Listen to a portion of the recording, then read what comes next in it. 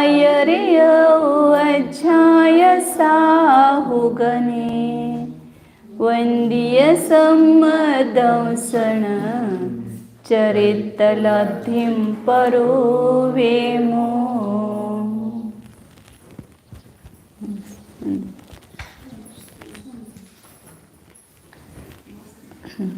लब्धिसार भाग 2, इसमें चारित्र मोक्ष अपना अधिकार चल रहा है और अपूर्वस्पर्धक की रचना का प्रकरण चल रहा है।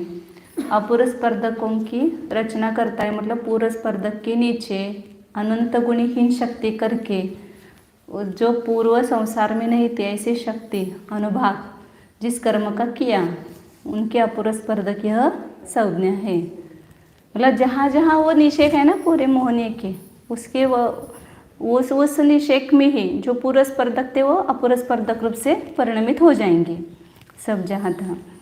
तो इस प्रकार चारों कषायों के अपूर्वस्पर्धकों की रचना होती है। उसमें अपूर्वस्पर्धकों की रचना उसमें शक्ति कितनी होती है, उसमें कितने अपूर्वस्पर्धकों की रचना करता है। मैं ये बताया कि एक गुणहानि में जितने स्पर्धक है उसको अब असंख्यात गुणे अपकर्षण भागार का भाग दे करके जो एक भाग आता है उतने अपूर्वस्पर्धक बनते हैं। मतलब एक गुणहानि प्रमाण भी अपूर्वस्पर्धक नहीं है, एक गुणहानि के भी अनंतवें भाग प्रमाण नहीं इतने ही अपूर्वस्पर्धक होते हैं। अनंतवें नहीं असंख्यातवें भाग, अनंतवें नहीं असंख्यात का भाग दे ना तो असंख्यातवें भाग प्रमाण अपूर्वस्पर्धकों की रचना होती है। और उस अपूर्वस्पर्धक को एक गो पूर्वस्पर्धक और अपूर्वस्पर्धक स्पर्धक का एक गो पुच्छाकार होता है। मतलब पूर्वस्पर्धक में जितना द्रव्य था जगन वर्गना में उससे नीचे अपूर्वस्पर्धक की रचना हुई है, मतलब उससे ज़्यादा द्रव्य उसमें है। तो अपूर्वस्पर्धक बनाने के लिए कितना द्रव्य दिया उसका भी अपन ने गणित देखा 471 गाथा में 70 गाथा में, और 471 गाथा में भी उसका उन्होंने खुलासा किया आकृति के माध्यम से कि जो पूर्वस्पर्धक है उसमें से अपकर्षण भागार का भाग दे करके जो एक भाग आया उतने द्रव्य का अपकर्षण करके नीचे अपूर्वस्पर्धक के एक समखंड और सविशेष द्रव्य मतलब चैधन दे करके जो शेष रहता है वो पूर्व और अपूर्व दोनों स्पर्धकों में देता है। और पूर्व अपूर्व स्पर्धक का एक गोपुच्छ होता है। मतलब एक गोपुच्छ होता है इसका अर्थ क्या कि उसके जो परमाणुओं की संख्या है वो एक चयहीन क्रम से हो जाती है। हाँ मतलब ये पूर्वस्पर्धक थे तो इसके नीचे अपूर्वस्पर्धक बनाए तो ये इसके जो ये संख्या होगी वो इससे एक गोपुच्छाकार बनेगा ये। ये गोपुच्छाकार दोनों तरफ से निकालो या एक तरफ से निकालो चलता है, क्रम से हीन है इतना दिखाना है वहाँ पर। हाँ हाँ वही ये चय क्रम से ही है ना, यहाँ पर ये एक एक चयहीन ही है ना, आगे आगे आगे ऐसे द्रव्य। तो ये पूर्वस्पर्धक है और ये अपूर्वस्पर्धक है। तो एक को पूछा दोनों के हो गए, ऐसा नहीं कि एक कम है और ये ज़्यादा है, ऐसा नहीं। दोनों मिलकर के एक गो पूछा होगा। और ये अपूर्वस्पर्धक में कितना द्रव्य देता है बताइए कि जगन स्पर्धक के समान यहाँ पर समपट्टी का पहले बनाई फिर विशेष धन दिया और दोनों में फिर जो बचा हुआ दोनों में भी एक चयहीन क्रम से दिया ऐसे द्रव्य। तो इस प्रकार ये अपूर्वस्पर्धकों में द्रव्य दिया जाता है। अब यहाँ पर कल बताया था कि अपूर्वस्पर्धक उत्कृष्ट जो चारों कषायों के हैं ये अपूर्वस्पर्धक के उत्कृष्ट वर्गना है। अब सबसे लास्ट होगा उसको उत्कृष्ट कहेंगे, ये नीचे होगा उसको जगन्य कहेंगे। तो चारों कषायों के जो उत्कृष्ट स्पर्धक है उसकी शक्ति सबकी समान है। अपूर्वस्पर्धक यहाँ तक सबकी समान थी, जगन्य स्पर्धक पूर्व स्पर्धक की जगन्य स्पर्धक सबके समान ही होते हैं। जितनी भी प्रकृतियाँ देशघाती हैं उन सबके देशघाती स्पर्धक जो है लतारूप उसकी सबसे जो जगन्य शक्ति है सभी कषायों की सभी कर्मों की समान होती है। और उसके नीचे अपूर्व स्पर्धक की रचना की है तो इसका जो उत्कृष्ट स्पर्धक होगा उसकी भी शक्ति सब में समान है क्योंकि अनंत गुणहीन ही की है चारों कषायों की। तो चारों कषायों की सबकी समान है, लेकिन यहाँ पर जो जगन्य स्पर्धक है इसकी शक्ति समान नहीं है, ये बताया था। तो ये जैसे इस प्रकार इसके ये कौन सा कषाय है, समझो ये क्रोध है, और ये ऊपर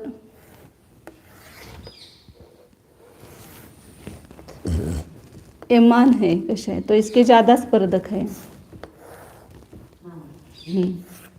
तो इसकी ये जगन्य शक्ति अलग है, इसके अलग है। हम माया की इधर आएंगे ऐसे,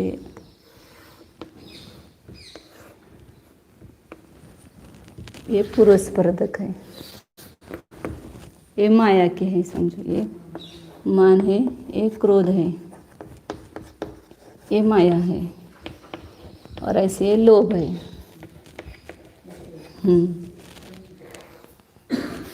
इससे अधिक है लोभ के स्पर्धक। तो जो लोभ के आएंगे वो अपूर्व स्पर्धक ज़्यादा आएंगे, यह तक लेना पड़ेगा। सबका समान दिखाना है यहाँ पर।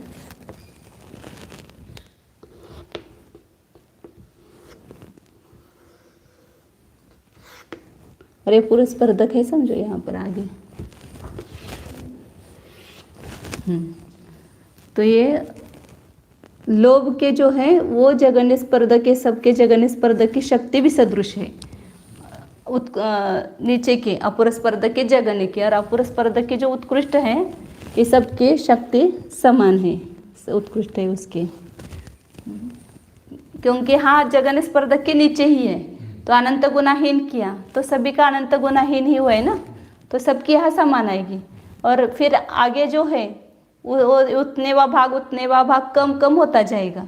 फिर यहाँ तो इसके तो यहीं पर ख़त्म हो गए, हाँ, तो यहाँ तक इसके भी वो समान आ सकते हैं। फिर उसके नीचे इसके हैं, तो इसलिए इसके भी सदृश हो गए, इसके जगन्य स्पर्धक की शक्ति और कम हो गई मान की। माया की उससे भी जगन्य स्पर्धक की शक्ति कम हुई, और लोभ की उसके भी जगन्य शक्ति कम हो गई। तो जगन्य भी सदृश है। फिर आगे बताते हैं कि कैसे निकालना उसको। अपन निकाले भी थे, लेकिन गाथा में बताते हैं। 473 नंबर गाथा है। सग सग फड्डय एहिम सग जेठे भाजी दे सगी आदि मज्जे भी अनंताओ वगण गाओ समानाओ। अपने अपने स्पर्धकों से अपने उत्कृष्ट में भाग देने पर सगे आदि अपनी प्रथम वर्ग, आदि मतलब प्रथम वर्गना, अपने अपने स्पर्धकों की संख्या से अपने अपने उत्कृष्ट स्पर्धक में भाग देते हैं तो अपना अपना आदि वर्गना का प्रमाण आता है। आदि स्पर्धक जो है उसके आदि वर्गना का प्रमाण आता है। तो यहाँ पर कल अपने अंक संदृष्टि से देखा था, इसका सबका कितना है, उत्कृष्ट स्पर्धक का प्रमाण 1680 है। और क्रोध के स्पर्धक कितने माने हैं अपन ने, ये 16 माने हैं, ये 20 है, ये 24 है, ये 28 है। तो इसको अपने अपने स्पर्धकों से भाग दो। 1680 को 16 से भाग दो तो इसके जगन्य स्पर्धक की शक्ति आएगी 105 आई। 1680 को 20 से भाग दो तो इसकी 84 आ गई जगन्य स्पर्धक की शक्ति। 1680 में 24 का भाग दो तो जगन्य स्पर्धक के 70 आए ये जगन्य स्पर्धक में। और 1680 को 28 से भाग दो तो इसकी शक्ति कितनी आती है, 60 आई है। ये जगन्य स्पर्धक की शक्ति आई। या इधर से देखो 105 को 16 से गुना करो तो ये 1680 आएंगे। 20 को 84 से गुना करो तो उत्कृष्ट स्पर्धक के 1680 आएंगे। 24 को 24 से नहीं 70 को 24 से गुना करेंगे तो 1680 उत्कृष्ट स्पर्धक के आएंगे। और 60 को 28 से गुना करेंगे तो उत्कृष्ट स्पर्धक के आएंगे। तेज की सगळ्यांचं सांगितलं। 105 को 16 से गुना करेंगे तो इस उत्कृष्ट स्पर्धक है, क्योंकि जगन्य स्पर्धक से उत्कृष्ट स्पर्धक उतना गुना होता है ना, जितने वह स्पर्धक है उतना गुना होगा। तो ये 16वां स्पर्धक है तो 105 गुना 16 तो 1680 हुआ। ये 84 गुना 20 तो 1680 हुआ ऐसे। तो इस प्रकार बताया था। अब मध्य भी अनंतावो वगणगाओ, बीच के भी अनंत वर्गनाएं, केवल उत्कृष्ट स्पर्धक ही सबके समान है ऐसा नहीं, बीच के भी बहुत सारे स्पर्धक जो है वो समान हैं। कहाँ गए? मध्य भी अनंताओ वगणगाओ सम, बीच के भी अनंत वर्गनाएं जो है वो समान है। वो कैसे निकालना उसका आगे की गाथाओं में बताएंगे कि बीच के वर्गना कौन कौन सी समान होंगे, वो कांडक का प्रमाण वगैरह निकालते हैं।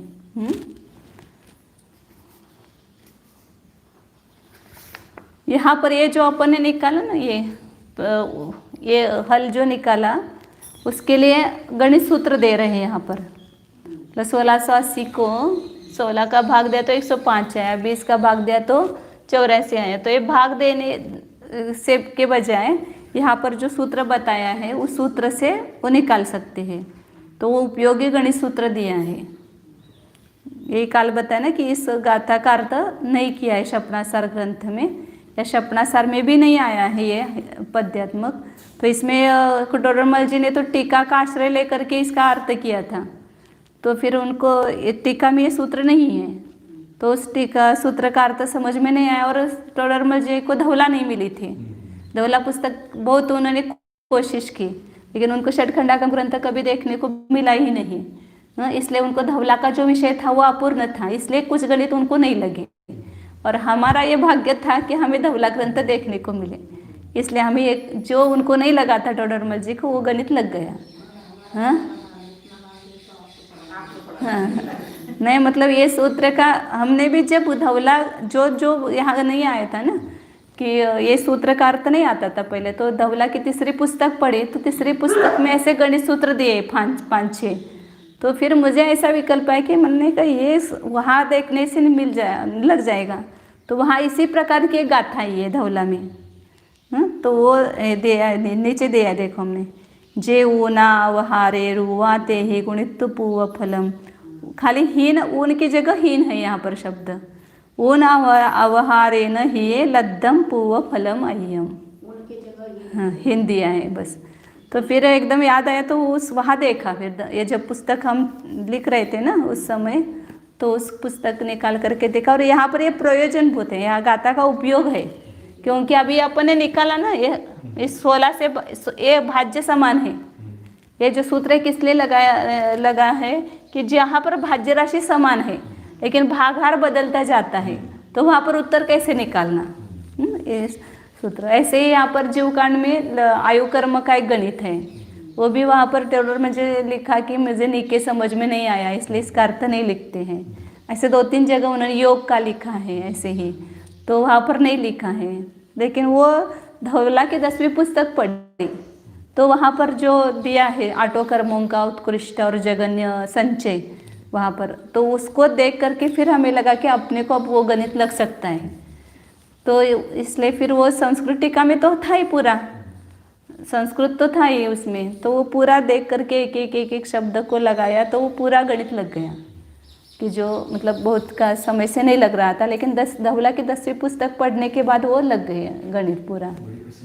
हाँ बहुत प्रसन्न था, फिर वो ऐसा लगता था प्रशांतमती माता जी को कब जा कर के बताएंगे। तो वहाँ गए हम खंडवा, तब माता जी को पूरा गणित समझाया, तो माता जी बोला बहुत अच्छा हुआ, सनावत में उस समय आप भी थे। हाँ तो वहाँ पर माता जी को बहुत खुशी हुई, मतलब ऐसा कुछ भी लग जाता था ना उनकी याद आती थी। मैंने कहा ये माता जी को बताएंगे, तो वो आनंद इतना होता था उनको मतलब पढ़ने का ऐसा। तो वो धौला का गणित भी मतलब ऐसे योगों का भी जैसे जैसे धौला पढ़ा ना उससे और भी अच्छा स्पष्टता होती गई। योग का भी बहुत है गणित। अब यहाँ पर ये सूत्र है, अपन देखते हैं 474 नंबर की गाथा है।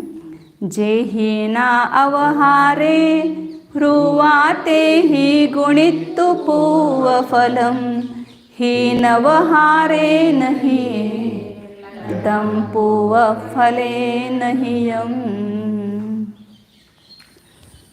जे हीना अवहारे, अवहार मतलब भागहार, भागहार में जितना कम होता है उतना रुआ, उतने रूप जो है संख्या, उससे ते ही गुणित तो पूर्व फलम, उससे पूर्व फल को गुना करके, फिर हीन अवहारे नहीं, हीन अवहार जो है मतलब कम जो भागहार है, नया भागहार, मतलब पहले बड़े भागहार से भाग दिया, उससे जो लब्ध आया, अब हम छोटे भागहार से भाग देना चाहते हैं, तो उससे कितना लब्ध आएगा। जैसे यहाँ पर यही है अपना, ये उदाहरण ले लो, वहाँ पर हमने 36 का उदाहरण लिया है कि 36 को 12 से भाग दिया तो कितना आया, 3 आया। अब 36 को 9 से भाग 9 से भाग देंगे तो कितना आएगा, ऐसा निकालने का सूत्र है वो। मतलब बड़े भागार से भाग दिया, फिर अब छोटे भागार से भाग देने पर कितना लब्ध आता है, वो निकालने का सूत्र है। तो क्या कहा यहाँ पर, सूत्र तैयार किया इसका कि जितना भागहार में कम है, अब पहला भागहार है कितना है 12, इसका ये कितना है 9, इसको ऊपर का मिटाती हूँ, यहाँ पर करेंगे। हाँ, तो क्या करना, पूर्व भागहार में से नया भागहार जो है न्यून भागहार उसको कम करना। तो उसका सूत्र बनाते, पूर्व भागहार माइनस नया भागहार। हाँ, मतलब यार न्यून भागहार ले लो, छोटा भागहार। हाँ, और इसको क्या करना बोले, जितना कम है उसको ते ही पूर्व फलम गुणित, पूर्व फल को गुना करना। फिर हीन, मतलब यहाँ पर ये करना पड़ेगा, पूर्व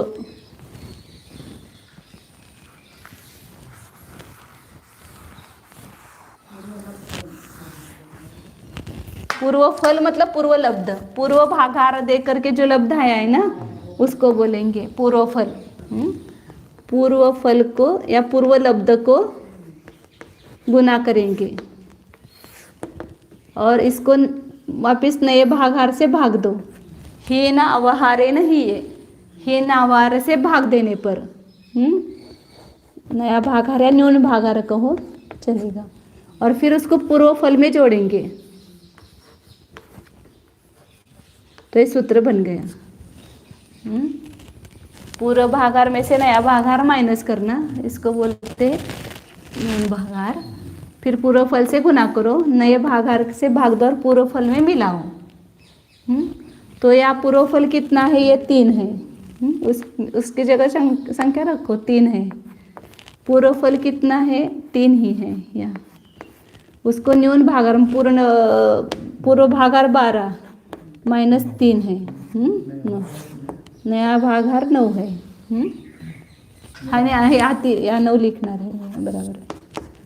तो कितना आएगा यहाँ पर, 3 प्लस 12 में से 3 9 गया, कितना रहा 3, 3 गुना 3 9, 9 का 9 भाग करेंगे तो 1, 3 और 1 4, 9 जो 36 आएगा। तो ये इसीलिए उन्होंने दिया यहाँ पर सूत्र, क्योंकि यहाँ पर वही है ना अपना, जैसे अभी 1680, यहाँ पर अपन वही संख्या रखते हैं। 1680 को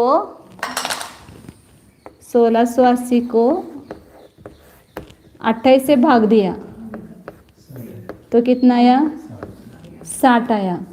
अब 1680 को 24 से भाग देना है तो कितना आएगा, ये निकालना है।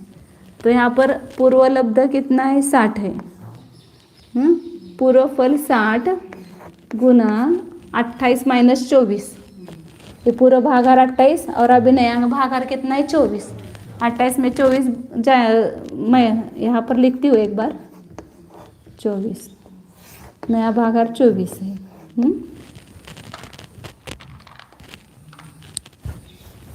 तो 28 में से 4 कहते कितना, 4 हो बचा।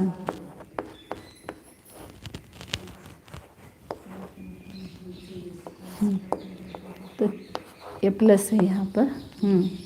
तो 4 सख 24, 60, 60 और 10 70। तो ये जब लग गया ना तो इतना आनंद होता है। मतलब बराबर उन्होंने यहाँ गाथा क्यों दी है वो किसी को समझ में नहीं आते थे कि यहाँ ये गाथा क्या किस कारण से दी है। तो इसलिए दी है वो ये निकालने के लिए। इसी प्रकार यहाँ पर अब 24 की जगह 20 रखो। अब यहाँ 24 रखो या 28 रखो, कोई भी रखो, उसमें कुछ फर्क नहीं पड़ता है। हाँ, तो वैसे यहाँ पर करेंगे तो क्या हो जाएगा 20, ये 20 लिया है ना 20। हाँ,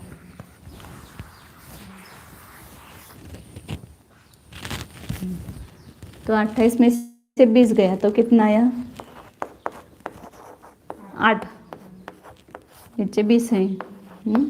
20 दिया 60, 3 आटे 24, 60 और 24 कितना हो गया 84। 84 आ गया, वो आएगा ही ना सूत्र में। ऐसे वो धवला की तीसरी पुस्तक में ऐसे 6 सूत्र हैं, ऐसे 6 मतलब कैसे निकालना, पहले ज़्यादा है कम है अधिक है, तो कैसे निकालना, ऐसे गणित सूत्र दिए हुए हैं उसमें।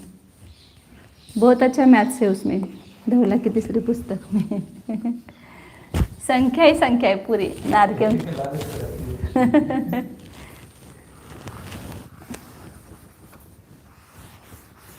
ऐसे वो इसका निकालना, भागाहार 16 है क्रोध का। ये तो अपने अंक माने हुए हैं, वास्तव में गणित में जो है वो निकालना मुश्किल है ना, इसलिए वो सूत्र देते हैं। असंख्यात अनंत का गणित है ना यहाँ पर, तो उसकी अपेक्षा से देते हैं गणित। तो यहाँ क्या हो जाएगा 16, 60 प्लस 60 गुना 28 में से 16 गया कितना रहा 12 भागिले 16 प्लस यहाँ पर 4 तिया 12, 4 चौक 16, हाँ फिर 4 गुना 60 15 हो गया, 15 तिया 45, तो 105 आ गया, क्रोध का आ गया। हाँ हाँ उसको, तो इस प्रकार ये सूत्र दिया है। अब आगे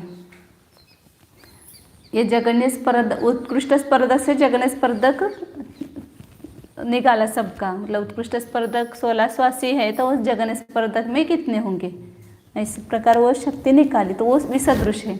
अब बताया था कि बीच के भी बहुत सारे स्पर्धकों की शक्ति चारों कक्षाओं की समान है, तो उसको कैसे निकाल, कौन कौन से स्पर्धक की समान होगी शक्ति, वो कैसे निकालना, तो उसको अगले गाथा में बता रहे हैं। 475 गाथा है। कोह दुसे से नवहिद कोहे तक कंडयम तुमाणती रुवहियम सग कंडय हिद कोहादि समान सला। उसमें देखना जो रूहियम होना चाहिए, ऐसा लगता है मुझे, रूपहियम को वो करते हैं ना वहाँ पर रूप के लिए, वो शब्द का प्रयोग करते प्राकृत में, वो म्हणते। हां ते बघा लागेल त्याच्यामध्ये स्वतः त्या पुस्तकात बघ उत्कर्ष ते पुस्तक लब्धीस। कोहदु से न अवहिद कोहे, क्रोध का जो विशेष है 400, इसमें एक गाथा कम होगी, 473 नंबर की होगी गाथा इसमें।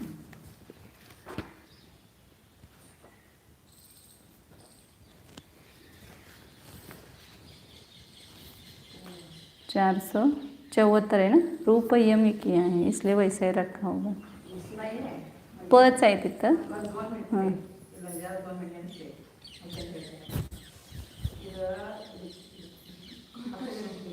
हां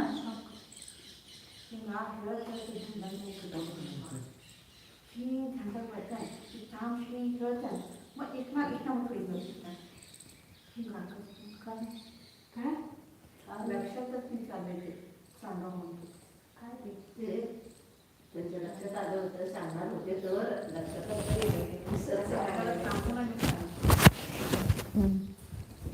चालू कर।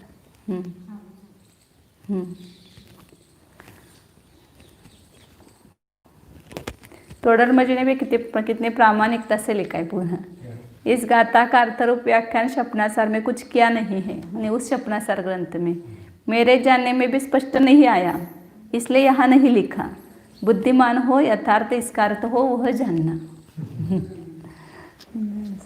डरते हैं ना कि अपने से कुछ गलती ना हो, नहीं बराबर है ना, और बर्बाद ना हो। लिखा नहीं तो फिर उसका नहीं लघुता कितनी अपनी रहती है। प्रकट करते हैं विद्वान। होनी चाहिए। तो रूप ही शब्द है इसमें भी, तो इसलिए रहने दो अभी। कोह दुशेषेण अवहित कोहे, क्रोध अधिक जो अवशेष अर्थात क्रोध के स्पर्धकों के प्रमाण को मान के स्पर्धकों में से घटाने पर जो शेष रहेगा, क्रोध स्पर्धक मान स्पर्धक माइनस क्रोध स्पर्धक, मान के ज़्यादा है क्रोध के कम है, तो मान के स्पर्धकों में से क्रोध के स्पर्धकों को घटाएंगे तो जो संख्या शेष रहेगी उससे क्या करेंगे, क्रोध के स्पर्धकों में भाग दो। कोह दू का अर्थ क्रोध और मान, तो उस मान में से क्रोध को घटाने पर जो शेष रहेगा उससे कोहे अवहित मतलब क्रोध में भाग दिया तो तक कंडम, उसको कांडक कहते हैं। उसी प्रकार मान तीन में भी वैसा लगाना, माया के स्पर्धकों में से मान के स्पर्धकों को घटाएंगे, जो शेष रहेगा उसको मान के स्पर्धकों से भाग दो, तो जो शेष रहेगा वो उसका कांडक का प्रमाण हुआ। ये कांडक को निकाल रहे हैं कि एक एक कांडक के बाद जो समान स्पर्धक आएंगे चारों के, जो कांडक बताए ना उतने वो स्पर्धक बीतने पर सब स्पर्धक समान आएंगे। अब वो सब आएगा समझ में, अंक संदृष्टि से बिठाया है पूरा। फिर रूप हियम, उसमें एक अधिक सग कंडय हिद कोहादि समान सला, जो कांडक का प्रमाण आता है उस मान त्रिक में कांडक का जो प्रमाण आया उसमें एक एक अधिक है, कांडक का प्रमाण एक एक अधिक आएगा। क्रोध से मान में एक कांडक अधिक, मान से माया में एक अधिक आएगा और माया से लोभ में एक अधिक आएगा, जो कांडक का प्रमाण है। तो अभी यहाँ पर किया ना, ये क्या कहा यहाँ पर,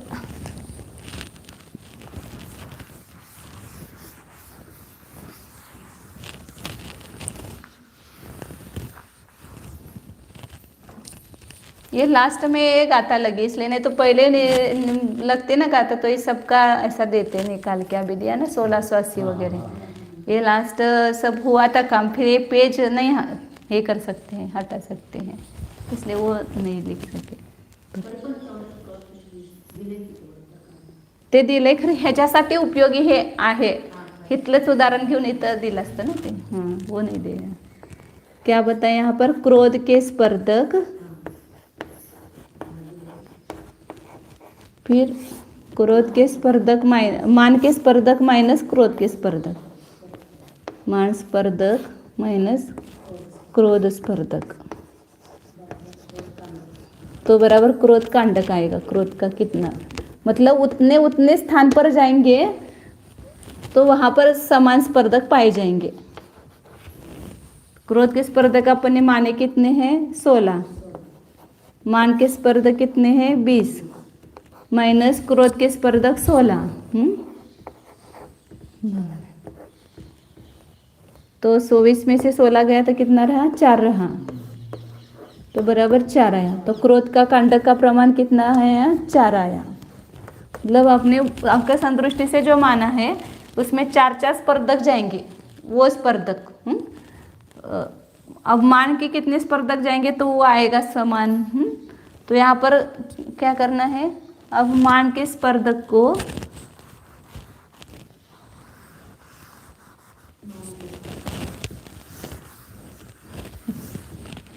क्रोध का कांडक का प्रमाण कितना है 4। अब यहाँ पर मान के स्पर्धकों को माया के स्पर्धक में से मान के स्पर्धक घटाओ, उससे भाग दो, तो मान का कांडक आएगा बराबर। तो मान के स्पर्धक कितने माने अपन ने 20। माया के स्पर्धक कितने हैं 24 माइनस मान के स्पर्धक 20 बराबर, इसमें क्या करना है 20 भागिले 4, तो कितना आया 5 आया। तो क्रोध से एक अधिक आया ना, एक एक अधिक आता है। मान के स्पर्धक कांडक का प्रमाण एक एक अधिक है। फिर इसी प्रकार माया का स्पर्धक, इसको लोभ के स्पर्धक माइनस माया के स्पर्धक, तो उसका कांडक का प्रमाण आएगा किसका, माया का, माया कांडक।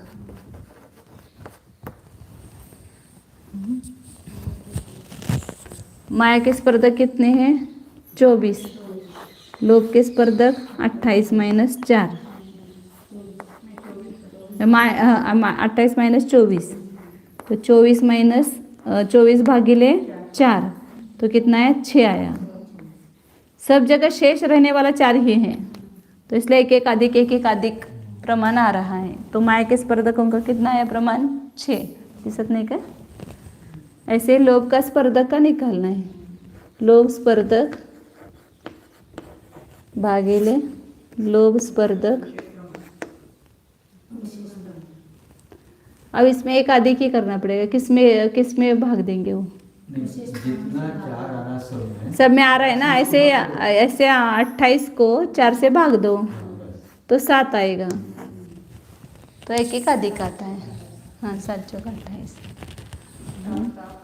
हाँ मतलब सब जगह 4 तो समान आ रहा है, लेकिन ये संख्या जो है सब जगह अधिक अधिक है ना, इसलिए वो एक एक अधिक आ गया। 4 से ही अधिक है ना संख्या, वो जो मूल में होगी वो भी एक एक से अधिक आएगा। मतलब अनंत का भी गणित होगा तो उसमें भी एक एक ही अधिक होगा। ऐसा नहीं कि यार अंक संतुष्टि तो उन्होंने गाथा में नहीं बताई ना, ये तो नीचे टीका में लगाई है। तो गाथा में उन्होंने बताया ना, रो वह्यम मतलब एक अधिक, सग कंडय हित कोहादि समान सला, अपने अपने कांडक से क्रोधादिक को भाग देते हैं। 3 मान में एक एक अधिक आती है कांडक का प्रमाण, और उस अपने अपने कांडक से अब क्या करना है, अपने अपने कांडक से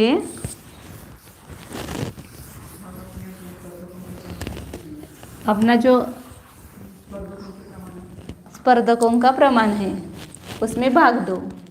तो ऐसे 105 हाँ 16 है, 16 भागिले 4, तो कितना आएगा 4। तो 4 स्पर्धकों का समान आएगा वहाँ पर। 20 भागिले 5, तो कितना आएगा 4 ही आएगा, सबका 4 ही आने वाला है। 24 भागिले 6, मतलब 4 स्पर्धकों का प्रमाण समान आएगा। 28 भागिले 7, तो कितना आएगा 4। तो समान शलाका आएगी, मतलब समान स्पर्धक कितने होंगे क्रोधमान माया लोभ में। तो अब यहाँ पर देखना है कि कौन कौन से स्पर्धक समान होंगे। तो अपना अपना जो कांडक है कितना है, क्रोध का 4, तो 4 स्पर्धक जाएंगे क्रोध के, तब जो स्पर्धक होगा। जैसे उदाहरण अभी सबका लिया है यहाँ पर। पहले जगन्य स्पर्धक क्रोध का कितना है, 105 है। अब यहाँ पर दूसरा स्पर्धक आएगा तो शक्ति कितनी होगी, इससे दुगनी हो जाएगी ना। आगे आगे का स्पर्धक में ये पहला स्पर्धक है, दूसरा स्पर्धक आएगा तो उसके बीच के वर्गना है उसको यहाँ गौण किया है। पहले स्पर्धक की जो आगे आगे स्पर्धक की है वो उसको लिया है, फिर 105 दुगुना हो जाएगा यहाँ पर। दूसरे स्पर्धक की पहली वर्गना जो है उससे दुगुनी हो जाएगी, मतलब 210 होगी। तीसरे कितनी गुनी हो जाएंगे, मतलब 315 हो जाएगी। चौथे की 420 होगी। अब यहाँ पर ये इसके चौथा जो आएगा, चौथा स्पर्धक, ये चौथा स्पर्धक ये समान शलाका है ये इसकी। इसी प्रकार यहाँ पर इसका मान का जो है 84 है। 84, तो 84 दुगुना कितना हो गया, 168। उस 84 का 3 गुना किया 252 आएगा। इसमें 84 में लाते जाओ, 300 2 और 4 6 हो गया, 8 और 5 13, 13 अच्छा 1 और 3 336।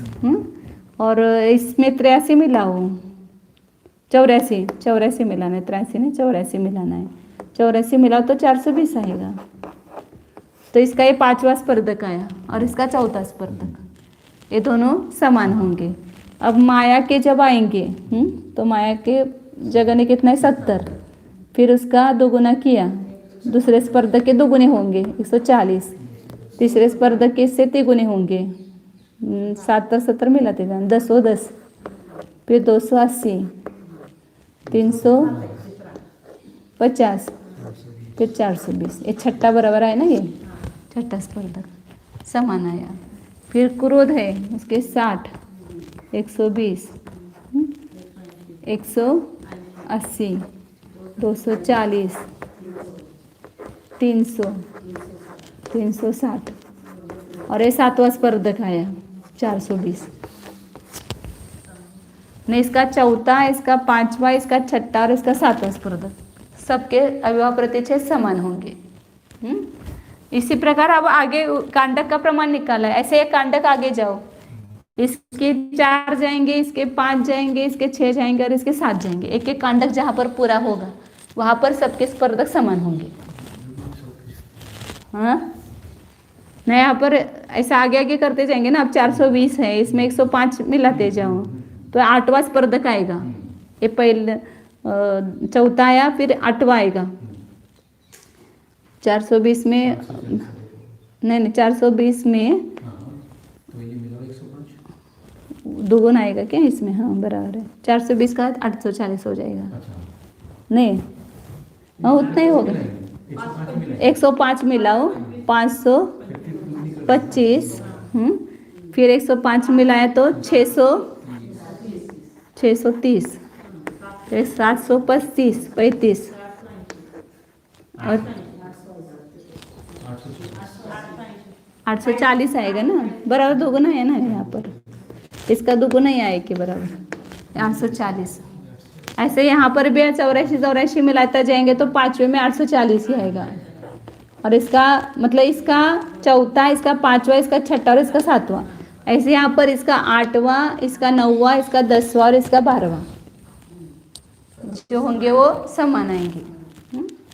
4, 5, 6, 7, फिर इसका 8वां, इसका 10वां, उसका 12वां और उसका 14वां।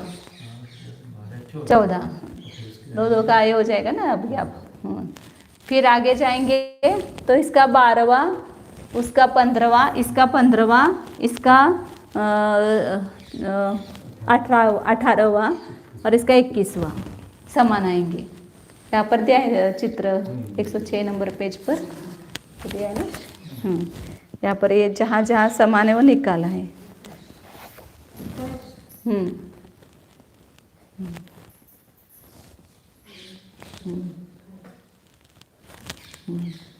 तो यहाँ पर फिर लास्ट में सबका 16 से 80 आ गया। मतलब 12वां, 15वां, 18वां और 21वां आएगा। फिर लास्ट का आएगा वह 16वां, 20वां, 24वां और 28वां सबका समान आएगा।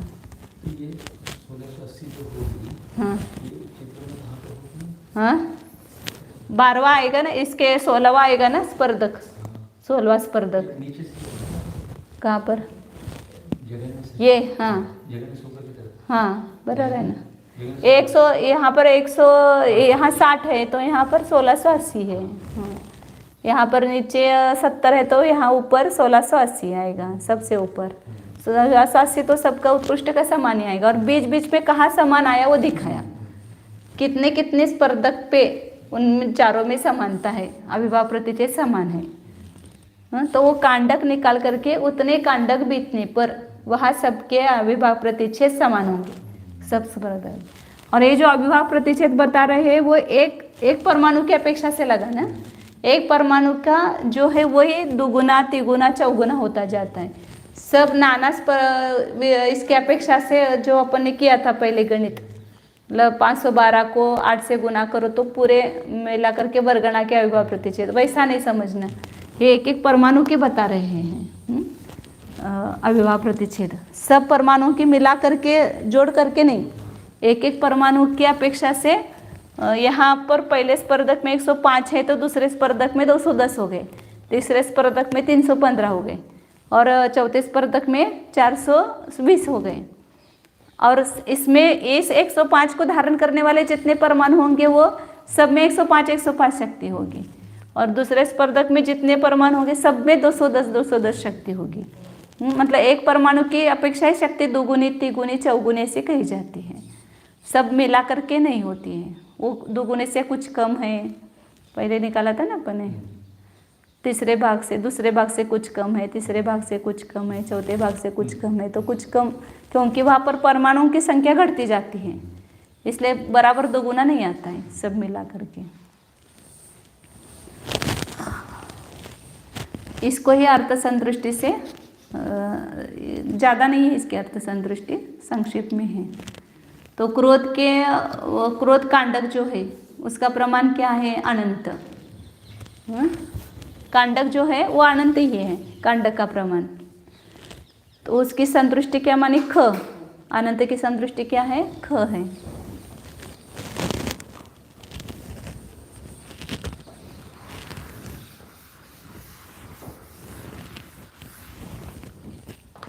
क्रोध कांडक ख है, तो एक एक अधिक है, तो मान का कांडक ख अधिक 1, माया का कांडक ख मतलब अनंत अधिक 2, जो क्रोध का होगा उससे 1 अधिक मान का, उससे 1 अधिक माया का और उससे 1 अधिक लोभ का, 3 अधिक, ये कांडक का प्रमाण है।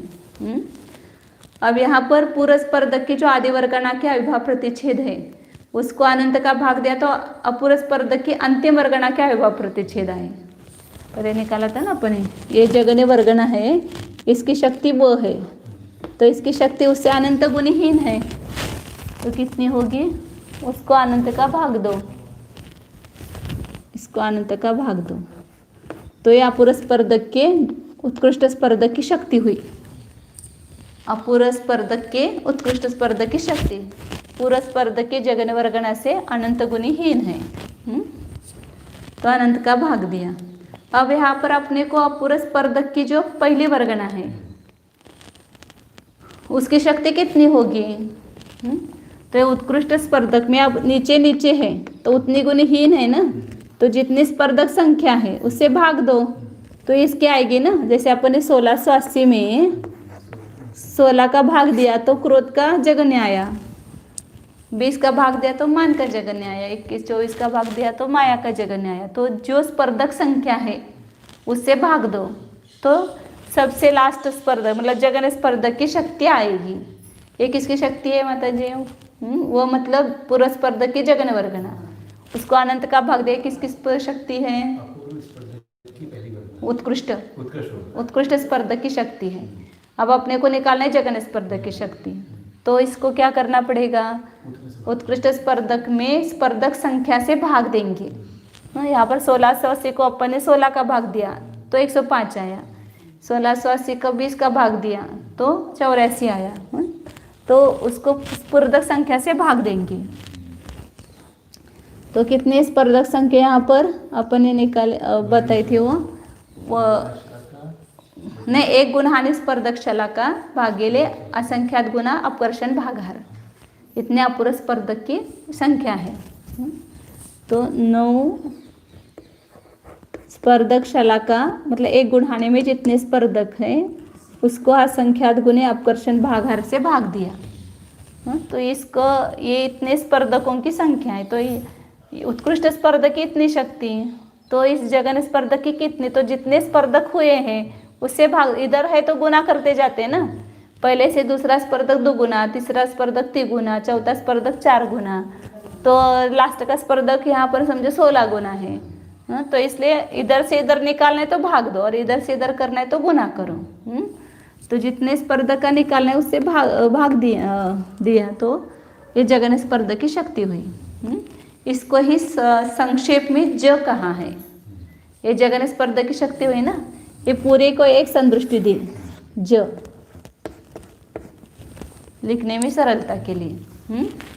तो ये जगन स्पर्धक की शक्ति है। अब इसे 2 3 आदि क्रम से एक एक अधिक गुणकार से गुना करने पर जहाँ अपने अपने कांडक प्रमाण गुणकार होता है वहाँ चारों कषायों की वर्गना के अविभाव प्रतिच्छेद समान है। यहाँ पर जगन्य स्पर्धक सबकी ज संदृष्टि वैसी रखेंगे।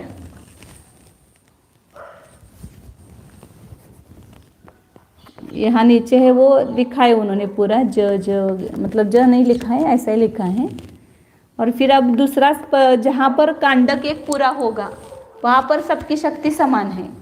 तो कांडक का प्रमाण अभी बताया था, यहाँ क्रोध का कितना है अनंत, इसलिए जगन्य स्पर्धक गुणिले अनंत कांडक से गुना करो। जैसे अभी 105 गुना 4 करेंगे तो डायरेक्ट 420 आएगा। 184 गुना 5 करो तो डायरेक्ट 480 440 ना 420, हाँ 420 आएगा। ऐसे यहाँ पर अपने अपने कांडक से गुना करो तो वहाँ की शक्ति समान होगी। तो यहाँ पर ये क्रोध है, ये मान है, ये माया और ये लोभ है। तो यहाँ पर यहाँ ज नहीं रखा, वो ये रखा है, यहाँ पर ये रखा है। अब यहाँ पर एक कांडक जाने पर शक्ति सबकी समान है, तो इसका कांडक क्या है अनंत अधिक 1 है। मतलब यहाँ पर जगन्य गुणिले अनंत, मतलब ये 4 है कांडक का प्रमाण, ये 5 है समझो यहाँ पर। तो 84 गुणित 5 मतलब 420 आए। यहाँ पर 105 गुणित 4 बराबर 420 आए। ऐसे यहाँ पर अपने अपने कांडक से गुना करो, जगन्य स्पर्धक को 2 अधिक आएंगे, पर जगन्य 3 अधिक आएंगे। ऐसे यहाँ पर आगे आगे जाएंगे तो उससे 2 गुना करते जाएंगे। आगे दूसरा कांडक आएगा ना वहाँ पर।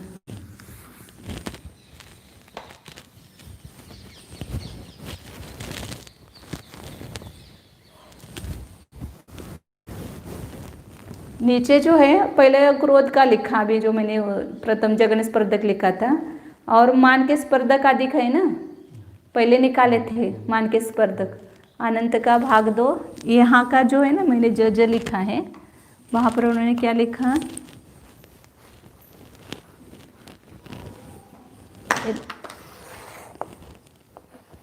व भागिले ख और स्पर्धक शलाका को असंख्यात गुने अपकर्षण भागार का भाग दिया, तो एक क्रोध का हुआ। ऐसे मान का कितना है, वो भागिले ख और स्पर्धक शलाका एक क्रोध का है,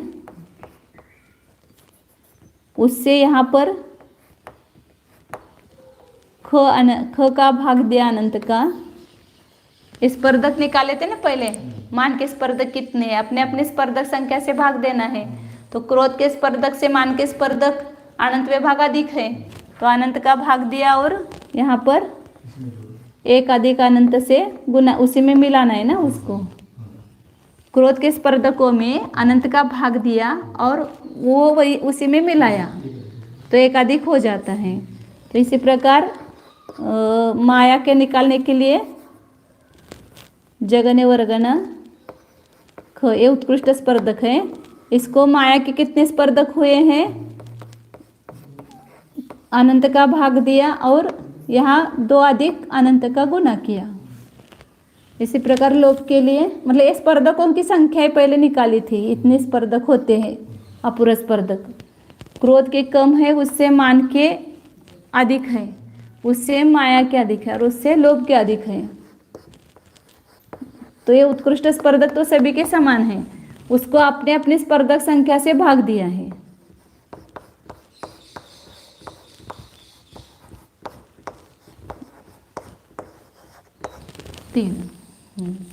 तो ये क्या आया यहाँ पर, ये जगन्य स्पर्धक की शक्ति लिखी है सबके अपने अपने। फिर ये दूसरे कांडक जाने पर बीतने पर सबकी शक्ति समान है, ये सबकी समान आएगी। फिर इसी प्रकार और एक कांडक जाएंगे तो यहाँ पर कितना आएगा, यहाँ पर ये 2 गुना हो जाएगा ना, ज ख 2 गुना यहाँ पर हो जाएगा। मतलब ख अभी अपन ने किया ना 420 और उसके कांडक गए तो 840 आया, तो दुगुना हुआ। इसी प्रकार यहाँ पर उसका जो कांडक है एक अधिक उसका दोगुना हो जाएगा। ऐसे यहाँ पर इसका जो कांडक है 2 अधिक उसका दोगुना करेंगे। और यहाँ पर जगन्य कांडक, एक कांडक कांडक का प्रमाण 3 अधिक है और ये दोगुना। ये दूसरे कांडक पर सबकी शक्ति, इस सबकी शक्ति समान होगी। इसी प्रकार तीसरे कांडक की, चौथे कांडक की समान होगी। हाँ, वो अनंत स्पर्धक है। ये अपुरस्पर्धक कितने हैं? अनंत हैं। तो उसके द्विचरम और चरम की निकाले, बीच में ऐसे बहुत सारे अनंत स्पर्धक समान आएंगे, क्योंकि अनंत स्पर्धक है तो अनंत बार वहाँ पर समान स्पर्धक आएंगे। तो अब यहाँ द्विचरम कांडक और चरम कांडक का निकाला है। चरम स्पर्धक की तो सबकी पता ही है, सबकी समान है। वो ख, वो भागेले ख,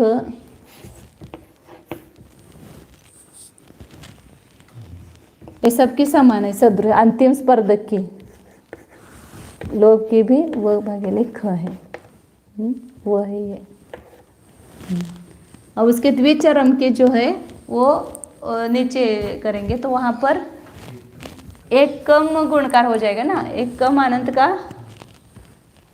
ऐसे यहाँ ये दुगुना, तिगुना, चौगुना होता जाएगा तो अनंत स्पर्धक गए ना। तो यहाँ से वो एक कम करेंगे, जितने स्पर्धक है उसमें एक कम करके वहाँ पर गुना करेंगे। तो इसलिए यहाँ पर ज, ख और एक कम, मतलब ऐसे 15वां है तो अपन 15 से करेंगे ना, 16 - 1 से गुना करेंगे तो 15वें स्पर्धक का आएगा वहाँ पर। तो यहाँ पर एक कम ऐसा किया है।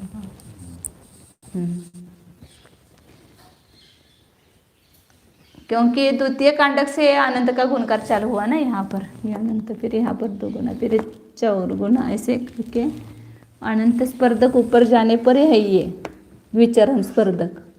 तो यहाँ पर सब जगह ये अधिक और यहाँ एक कम अनंत, ऐसे ही आएगा सब जगह। अपने अपने कांडक करो और वहाँ पर ये अनंत का गुणकार कितनी बार आया? एक कम अनंत बार आया।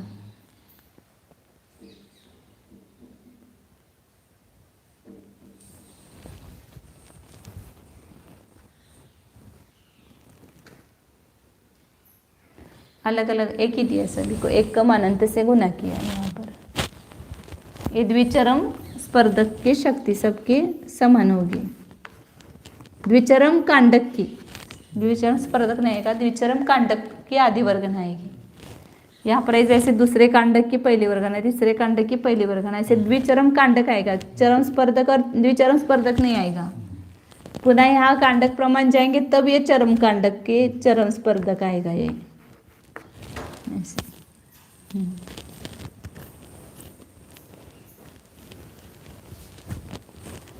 तो ये अर्थसन दृष्टि से दिखाया है। आगे चलते 476 नंबर गाथा। समझ लो नहीं ऐसा। द्विचरम और चरम की ये सब पहली वर्गनाएं दिखाई हैं। हाँ, इसके बाद बहुत सारी वर्गनाएं, कांडक का पहला स्पर्धक और पहले स्पर्धक की पहली वर्गना, ऐसा दिखाना है। हाँ, तो बहुत सारे स्पर्धक जाके तब ये चरम आएगा और उसकी ये पहली वर्गना है। उसके पहले का द्विचरम कांडक आएगा। मतलब जैसे अपन ने 4 माना है ना, जैसे ये द्विचरम कांडक मतलब कैसा आएगा? 12वां स्पर्धक। हाँ, 12वां स्पर्धक आएगा। पहली वर्गना। हाँ, स्पर्धक की भी पहली वर्गना, पहले स्पर्धक की पहली वर्गना। कांडक में 4 स्पर्धक होंगे ना, तो वो पहला स्पर्धक और उसकी पहली वर्गना। 15 जाने पर 16वां प्रथम स्पर्धक और प्रथम वर्गना। हाँ, उसकी आविर्भाव प्रतिच्छेद दुगुने तिगुने होते हैं ना। हर स्पर्धक की आदि वर्गना के आविर्भाव प्रतिच्छेद पूर्व से वो जगने से दुगुने तिगुने चौगुने से होते हैं।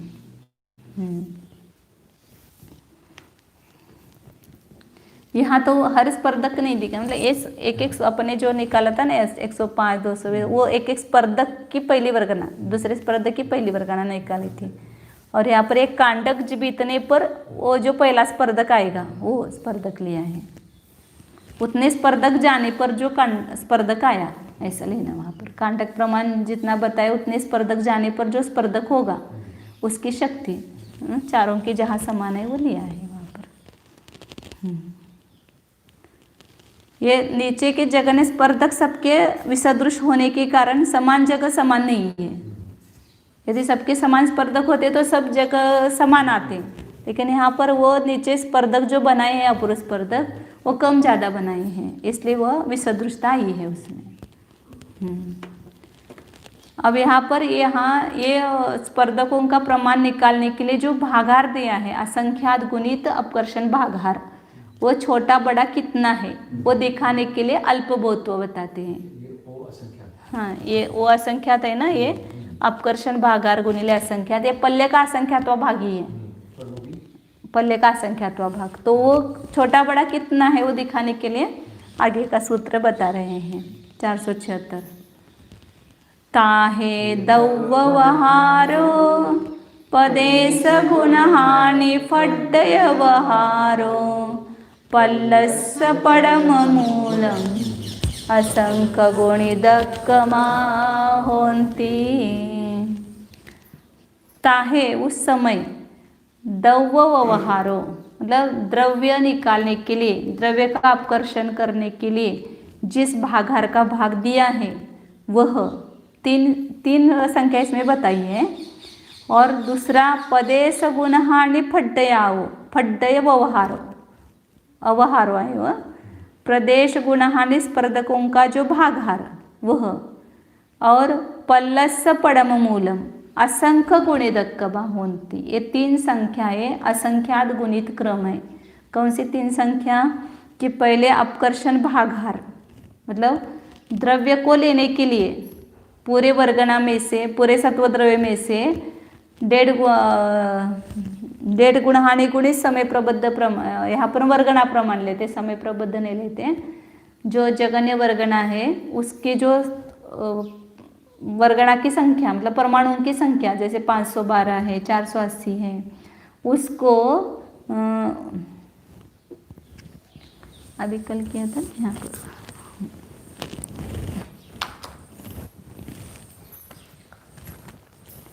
ये शक्ति अविभा प्रतिच्छेद की अपेक्षा ये सब निकाला है। एक द्रव्य का भागार और एक स्पर्धक की संख्या निकालने के लिए भागार, ऐसे दो भागार बताए यहाँ। पूरा द्रव्य जो जगन्य वर्गना गुणित 1.5 गुणहानि, ये सारा पूरा सत्व द्रव्य है। जगन्य वर्गना को 1.5 गुणहानि से गुणा करते तो सत्व द्रव्य आता है, सत्व द्रव्य को 1.5 गुणहानि से भाग देते तो प्रथम वर्गना आती है। इसलिए जगन्य वर्गना को 1.5 गुणहानि से भाग दिया तो पूरा द्रव्य आया, और फिर इसको अपकर्षण भागार का भाग दिया तो ये भागार मतलब अपकर्षण भागार ही आ गया ये। और स्पर्धकों का प्रमाण निकालने के लिए 1 गुणहानि स्पर्धक में, 1 गुणहानि स्पर्धक शलाका है 9 का संख्या मानी हुई, इसको जो भागार दिया है वो असंख्यात गुणित अपकर्षण भागार है ये भागार। और पल्य का प्रथम वर्गमूल, पल्य का प्रथम वर्गमूल कैसे आएगा? पल्य के प्रथम वो भी पल्य का असंख्यात्वा भाग आएगा। पल्य का प्रथम वर्गमूल जो आएगा, जैसे 256 को 16 से भाग, प्रथम वर्गमूल से भाग दिया तो प्रथम वर्गमूल आता है ना, तो वो जो है वो भी पल्य का असंख्यात्वा भाग ही है। तो पल्य का प्रथम वर्गमूल माने पल्य भागिले पल्य का प्रथम वर्गमूल ही समझो। सीधा प्रथम वर्गमूल लिख लो चलेगा। पल्य ये तीसरी संख्या कौन सी? पल्य का प्रथम वर्गमूल।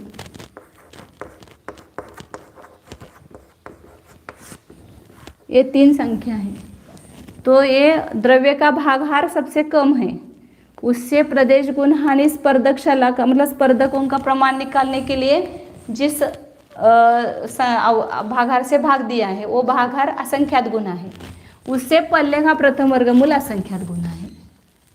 तो इसका अर्थ कि ये भागार जो है गुणहानि प्रदेश गुणहानि भागार जो है वो इस पल्य के प्रथम वर्गमूल से कम है। इसलिए वहाँ पर जो प्रमाण आएगा वो बड़ा आएगा। छोटा भागाहार होता है वो उससे भाग देते तो प्रमाण ज़्यादा आता है। मतलब सब पल्ले का असंख्यात्वा भाग, लेकिन छोटा बड़ा दिखाने के लिए ये अल्पभूत बताते हैं सब जगह। अपकर्षण भागाहार और इसका गुणहानि स्पर्धक शलाका का भागाहार असंख्यात गुणित अपकर्षण भागाहार है और पल्ले का प्रथम वर्गमूल। तो उस पल्ले के प्रथम वर्गमूल से भी ये छोटा है, मतलब इससे पल्ले का प्रथम वर्गमूल बड़ा है।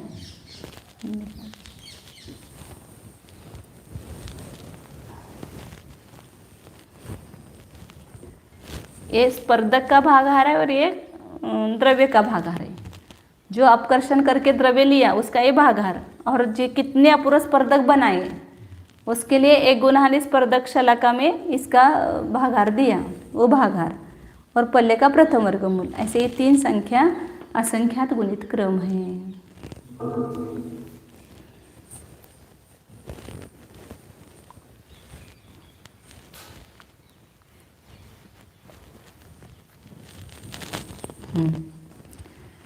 अब आगे अश्वकरण के प्रथम समय में जो अपूर्व स्पर्धक है बनाए रचना की, उसमें कितने का उदय आता है और कितने का बंध होता है। मतलब जो अपूर्व स्पर्धक की रचना की उसमें से अब उदय भी आएगा ना, क्योंकि बनाए क्यों, क्योंकि अब जो उदय आने वाला है कषायों का वो अनंत गुणाहीन होकर के उदय आने वाला है। तो पहले इतनी कम शक्ति का उदय नहीं था, अब यहाँ पर अपूर्व स्पर्धक की रचना की तो वो कम शक्ति वाले स्पर्धक भी यहाँ पर उदय में आने लगेंगे। तो इसलिए अनंत गुणाहीन उदय होता जाएगा। तो उसमें से उदय कितना होता है और नया बंध हो रहा है, उस नया बंध में से भी अपूर्व स्पर्धक में जा रहा है। जो नया बंध किया वो भी सत्ता में मिल गया ना द्रव्य, उसमें से अब यहाँ पर कितने बंध द्रव्य से स्पर्धक बनते हैं अपूर्व स्पर्धक, वो बता रहे हैं। जितना नया बंद करेगा उसमें से जो कम शक्ति वाले होंगे अपूर्व शक्ति वाले होंगे तो अपूर्व में चले जाएंगे, अपूर्व में चले जाएंगे, बराबर है। मैंने अपूर्व स्पर्धक बंध के डायरेक्ट अपूर्व स्पर्धक रूप भी परिणमित हो रहे हैं। जिनका बंध हो रहा है उस समय नया, वो उसमें से कुछ परमाणु वो अपूर्व स्पर्धक रूप भी हो रहे हैं ऐसे। हाँ, पूर्व में भी जाएंगे और अपूर्व में भी जाएंगे। हाँ, तो पूर्व में भी कितना कम होता है वो भी बताएंगे।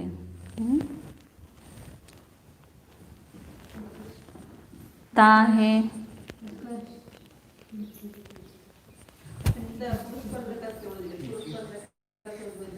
सांगतात की आता पुढे।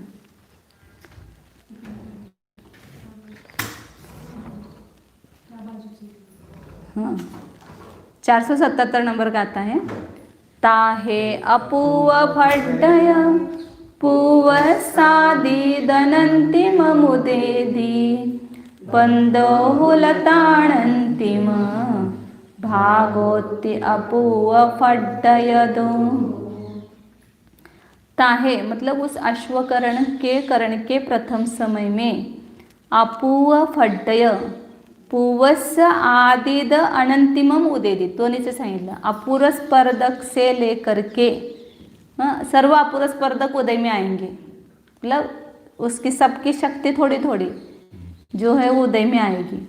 और पूवस आदिद अनंतिमम, पूर्व स्पर्धक के आदि वर्गना से लेकर के अनंतवें भाग स्पर्धक जो है वो उदय को प्राप्त होते हैं। और बंधो लता अनंतिम भागोत्ति, बंध भी अपूव फड्डय दो अपूर्व स्पर्धक से लेकर के लता के अनंतवें भाग तक बंध भी होता है। एक स्थानीय बंध हो रहा है ना यहाँ पर, जब अंतरकरण हुआ उसके बाद जो मोहनीय का बंध हो रहा है वो एक स्थानीय बंध हो रहा है और एक स्थानीय उदय आ रहा है। सत्ता में तो 2 स्थानीय है, सत्ता में 2 स्थानीय है, लेकिन उदय आते समय वो सब स्पर्धक त्रिभुज संक्रमण होकर के एक कम शक्ति रूप होकर के उदय में आते हैं। सत्ता में लता और दारू दोनों है, लेकिन बंध भी एक स्थानीय हो रहा है और उदय भी एक स्थानीय आ रहा है। केवल लता रूप ही उदय और लता रूप ही बंध है। अब उसमें भी अनंतवा भाग करेंगे। पहले उन्होंने अल्पभूत बताया था ना, जितना उदय आता है उससे बंध अनंत गुना कम होता है। फिर इस समय के बंध से अगले समय का उदय अनंत गुणाहीन है, फिर उस समय का बंध अनंत गुणाहीन है। ऐसे अनुभाग का अल्पभूत बताया था अंतरकरण होने के बाद। तो उसी प्रकार यहाँ पर भी चल रहा है। सत्ता में जो दारू रूप है, हाँ, वो सब लता रूप कन्वर्ट होकर के उसमें रूपांतरित होकर के उदय में आएंगे। तो स्तुभिक संक्रमण से उदय में आएंगे, और एक आकर्षण करके भी जो कर रहा है आपको, वो फिर वैसे ही आएंगे लता रूप। हाँ, मतलब अभी यहाँ पर बता रहे हैं ना, अभी अर्थ पूरा नहीं बताए।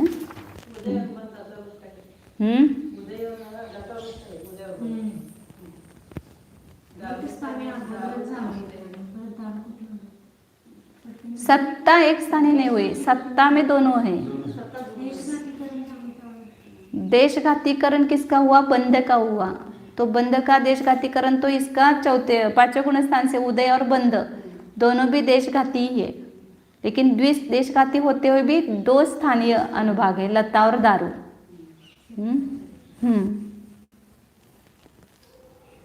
एक स्थानीय बंध और एक स्थानीय उदय हो गया है अंतरकरण के बाद। जो 7 आवश्यक कार्य बताए ना, तो उसमें बंध भी एक स्थानीय और उदय भी एक स्थानीय है। सत्ता द्विस्थान, देशघाती होते हुए भी वो सर्वघाती भी सत्ता हो सकती है उसकी, लेकिन उदय जो आ रहा है वो पांचवें गुण स्थान से एक देशघाती रूप ही आ रहा है। यहाँ देशघातीकरण नहीं बताया मोहनीय का 9वें गुण स्थान में। क्यों नहीं बताया? क्योंकि इसका बंध भी और सत्व उदय भी पांचवें गुण स्थान से देशघाती रूप आ रहा है। सत्ता में देशघाती सर्वघाती दोनों हैं, लेकिन उदय और बंध जो आता है वह देशघाती रूप होकर के ही उदय आता है, सर्वघाती रूप से उदय नहीं होता है। वहाँ के जो एक एक समय में होगा ना, उसका ही वहाँ पर संक्रमण होकर के देशघाती रूप होकर के उदय में आएगा। जैसे क्षोभशम होता है तो उसी समय में स्त्रीभुक संक्रमण होता है ना, जो सर्वघाती स्पर्धक है वो देशघाती स्पर्धक रूप परिणम जाते हैं, फिर देशघाती स्पर्धक का उदय आता है। उसी प्रकार यहाँ पर भी जो कषाय है उसका भी उसी समय वो स्पर्धक का स्त्रीभुक संक्रमण होगा। समय बदलने की भी जरूरत नहीं है, उसी समय में जो स्पर्धक है लता और दारू रूप, तो जो जितना उदय आ रहा है पहले समय में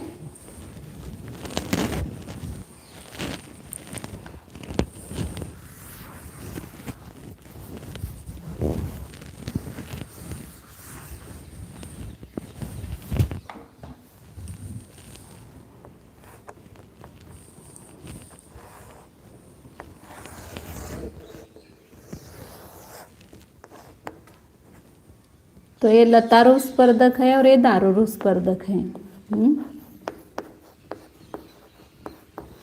तो ये सत्ता में तो है दारू के स्पर्धक, लेकिन उदय में ये नहीं आ रहे, केवल लता स्थानीय उदय है। तो लता के भी पहले समय में समझो इतने उदय में आए, तो दूसरे समय में इसका अनंतवा भाग उदय में, तो ये यहाँ तो है स्पर्धक, इसका क्या होगा? तो उसी समय ये दारू के स्पर्धक ये लतारू परिणमित होकर के उदय में आएंगे। सत्ता में है वो संक्रमण, स्त्रीभुक संक्रमण होकर के जो दारू रूप आपण करते ना मती ज्ञानावरण और श्रुत ज्ञानावरणी अधिक जो है ये सर्वघाती स्पर्धक है, वो देशघाती स्पर्धक रूप से परिणमन करके ये सर्वघाती स्पर्धकों का उदयाभावी क्षय होता है और इसका देशघाती स्पर्धकों का उदय आता है। ऐसे यहाँ पर भी देशघाती का ही उदय है, केवल सर्वघाती का उदय नहीं है। तो सर्वघाती के स्पर्धक होंगे वे भी देशघाती रूप, और यहाँ पर द्विस्थानीय है दारू रूप है, तो दारू का भी लता रूप होकर के उदय होगा। ये एक स्थानीय उदय अंतरकरण के बाद चालू हुआ है, और फिर उसमें भी हर समय अनंत गुणाहीन उदय में आ रहा है। तो वहाँ पर भी लता के जो अनंत स्पर्धक है उसके अनंत बहुभाग जो है उसका उदय ये इस एक भाग रूप उदय में आएगा। ऐसे हर समय यहाँ लता के भी कम कम होते जा रहे हैं स्पर्धक, ये सब एक एक भाग रूप उदय आता जा रहा है। अब यहाँ पर बंध और उदय का बता रहे हो दोनों, ये लता और दारू रूप है और ये अपूर्व स्पर्धक है। तो सर्व अपूर्व स्पर्धक रूप तो उदय होगा, अपूर्व स्पर्धक रूप जितनी शक्ति है उसका उदय होगा, और लता का भी अनंतवा भाग ही उदय में आएगा। तो अनंत बहुभाग उदय में नहीं आएंगे, और दारू रूप भी उदय में नहीं आएंगे स्पर्धक। तो यहाँ पर इसलिए बताए कि ताहे अपूर्व स्पर्धक और पूर्व स्पर्धक के आदि वर्गना से अनंतवे भाग स्पर्धक, लता के जितने हैं उसका अनंतवा भाग ही उदय में आ रहा है, और जो उदय में आ रहा है उसका भी अनंतवा भाग क्या होता है, वहां पर बंध होता है। अपूर्व जो बंध हुआ इस नए में, तो अपूर्व स्पर्धक रूप भी हो गए वो नए नए समय प्रबद्ध में से कुछ परमाणु अपूर्व स्पर्धक रूप भी हुए, और ये उदय है उससे भी अनंतवा भाग बंद होता है। तो ये सब यहाँ पर बंद होते समय ही सत्ता से कम ही हो रहा है, लेकिन सत्ता में पहला पड़ा हुआ वो दारू का भाग है, तो उदय में आते समय वो स्त्रीभुक संक्रमण हो करके सब लता रूप जितना उदय रूप है ना उतने हो करके उदय में आएंगे उस स्पर्धक, वो उसी समय हो जाता है। जो भाग पड़ा हुआ है, हाँ, उसको जब ये आकर्षण करेगा अपूर्व के लिए, तो दारू रूप को पहले करेगा, फिर लता दारू दोनों को आकर्षित से अपूर्व में लेगा। अपूर्व में सभी का लेगा ना, लता दारू भी सभी में से लेगा। तो जो दारू वाले हैं अभी उदय में आने योग्य है वो तो स्त्रीभुक संक्रमण से चले जाएंगे, और जो शेष आकर्षित होकर अपूर्व रूप होकर उदय में आ जाएंगे। दारूचे उदय नाही, त्याचं आकर्षण करके सत्ता आकर्षण म्हणावं लागलं ते। दारू वाले सत्ता से आकर्षण करके और अपूर्व रूप करके उनको उदय में जाएंगे, और जो उदय में आने योग्य अभी उनका समय आ रहा है तो उदय में आके इसको स्त्रीभुक संक्रमण ही बोलेंगे। यहाँ पर जो है, यहाँ तो उदयावली में जो आया है उसका तो स्त्रीभुक संक्रमण ही होगा। जो सत्ता में पूरा पड़ा है उसके जो अपूर्व स्पर्धकों की रचना हुई है वो आकर्षण करके वहां पर हुई है। अपूर्व स्पर्धकों की रचना वहां से आकर्षण करके हुई है। तो अश्वकरणकरण के प्रथम समय से ही यहाँ पर अपूर्व स्पर्धक का उदय भी चालू हो गया, उसी समय रचना भी हुई, उसी समय उदय भी आया, और नया जो बंध उस समय हो रहा है वो भी अपूर्व स्पर्धक रूप परिणमित हो रहा है। मतलब वो जितने सत्ता में है वो सब नहीं उदय में आएंगे, लेकिन थोड़े थोड़े थोड़े जो है वो सब उदय में आएंगे अपूर्व स्पर्धक।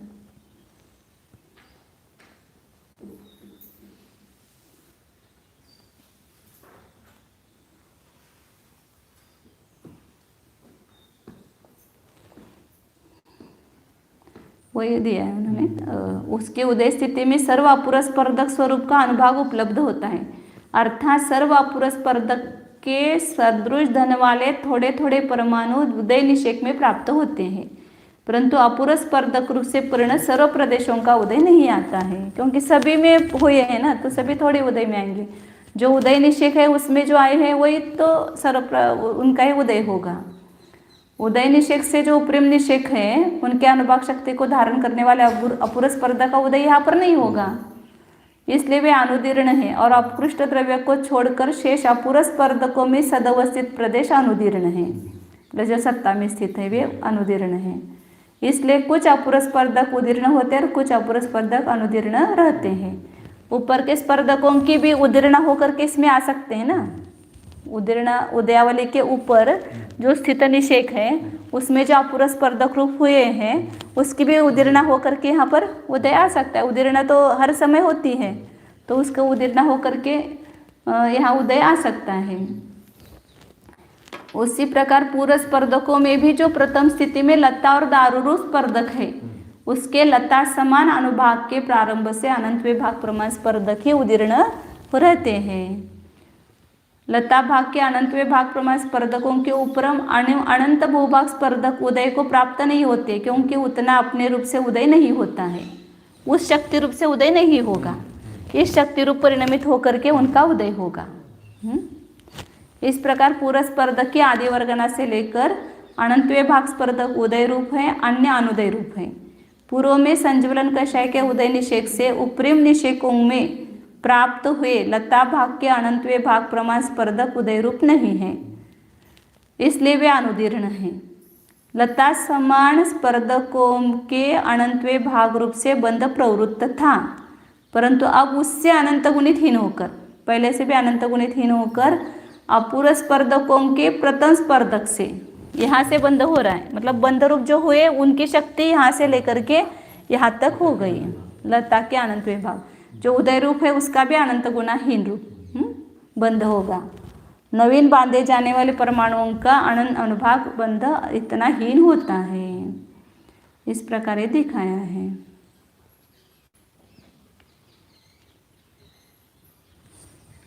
दिया है यहाँ पर अंक संदृष्टि से दिखाया, लेकिन सरल है, वो इतने कठिन नहीं है। अपूरस्पर्धक 16 है और पूरस्पर्धक 256 है, तो 256 को 4 का भाग दिया तो 64 आया, तो 64 उदय रूप है। और बंध रूप कितने हैं उसका भी अनंतवा भाग, तो 64 को पुनः 4 का भाग दिया तो 16 स्पर्धक। तो इस प्रकार अपूरस्पर्धक 16 और वो 16 ऐसा बंध रूप हो रहे हैं। अब आगे द्वितीयादि स्पर्धकों के अपूर्व स्पर्धकों की विधि बताते हैं बस, क्योंकि यहाँ पर फिर दूसरे समय का आ गए ना। अब इस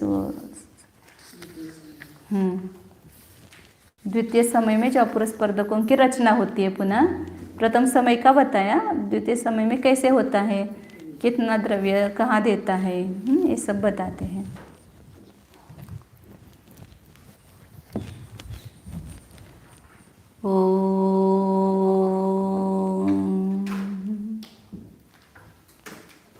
जानिए यह मैं शुद्ध चैतन्यमय जीव ही हूँ, यह मैं अनंत सुख संपन्न हूँ।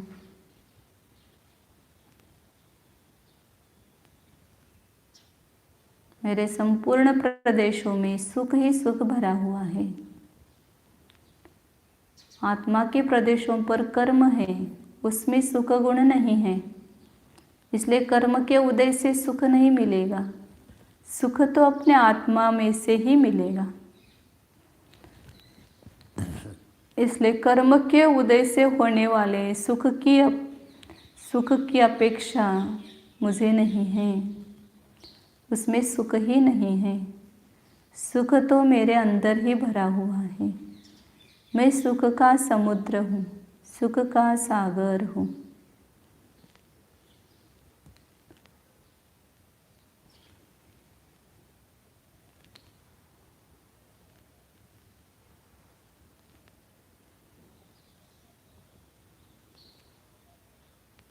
मेरे संपूर्ण प्रदेशों में सुख ही सुख है। सुख रस से भरा हुआ यह समुद्र है।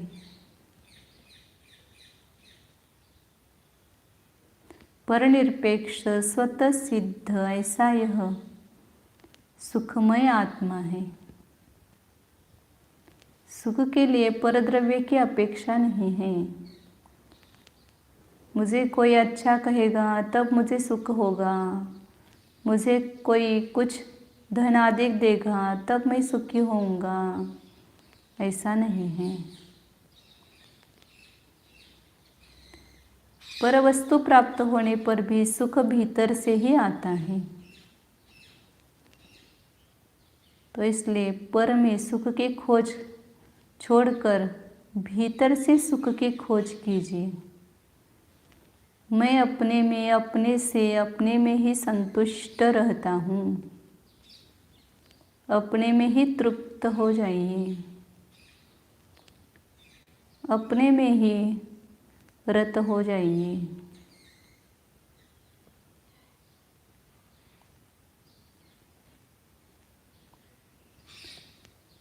स्वस्थ स्वरूप अनंत सुख निलय स्वरूप अनंत सुख करंड स्वरूप सुख शक्ति संपन्न स्वरूप शुद्धोऽहम् एकोऽहम् ध्रुवोऽहम् ॐ।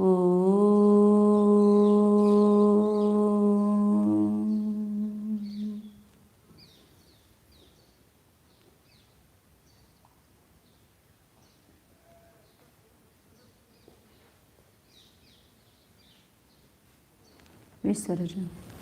नमो अरिहंताणं नमो सिद्धार्थाय